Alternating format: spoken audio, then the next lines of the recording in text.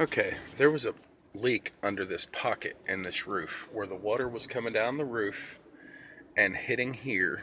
It kind of, if you can imagine, it would shoot across and kind of come up and maybe go over top of the flashing behind this wall, or it could have been this corner board that was tight to the roof was blocking the water, or it could have been shooting sideways. These are called rain grooves.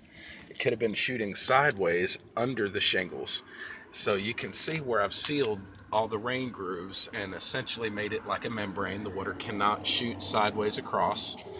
I added a rain diverter to catch the heaviest portion of the flow coming down and shoot it out toward me. Now I don't want it to go sideways under these either, so I sealed this one. And you might be thinking about now, well, how did he seal it? I don't see any sealant. Well, you know the rain grooves, they all line up, right? And I'm going to show you the magic trick to that. What I did was I got granules out of the gutter because they're the exact match to the roof, even weathered to the same color, right?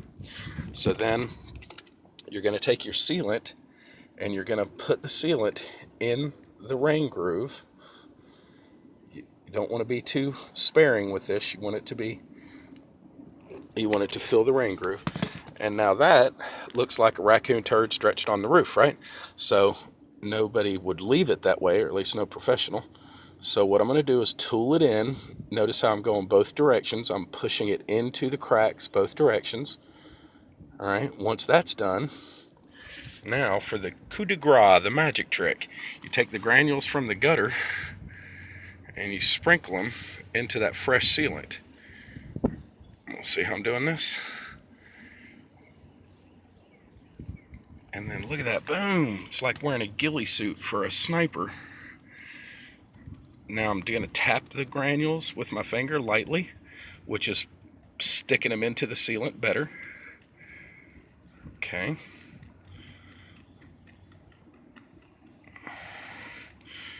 And that is a sealed rain groove, so that the water that's coming out of this new rain diverter that I just installed, as it shoots across, it can't go into this rain groove because it's sealed. And as it comes down here, it can't go into this one because it's sealed. And of course, all of those are sealed for what overflows this can still come across, right?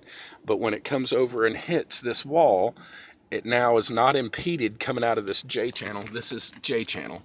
And as the water comes out of the bottom of this trough, it now is unimpeded because I trimmed this back a little bit so it can come out.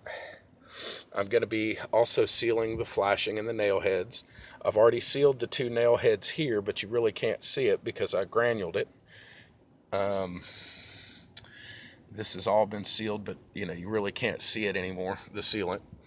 And then I've got one more right here that the water coming out of that trough could possibly still go under here, so I'm going to seal this one and put granules on it too. And that's how you do it, buddy. So now the water, as it shoots down this roof, most of it is caught and shoots out toward me. What goes over top, you keep in mind the water needs to flow this way on the shingles, so it's coming down this way, and that's the way the shingles are made to shed the water. So as it comes now across this way, it can no longer go up under the shingles at these rain grooves, shooting underneath, which this shingle that you see, if I lift that, there's a nail holding this shingle on up under there. So when the water shoots sideways under the shingle, there's a tar line that goes across the top of this one underneath it here and seals this one down, right? When that water gets in there, it's really kind of trapped, but that tar line keeps it from washing out. So there's a nail there that it'll eventually get to and can leak in. So now that that's all sealed, it can no longer do that. So now what goes over this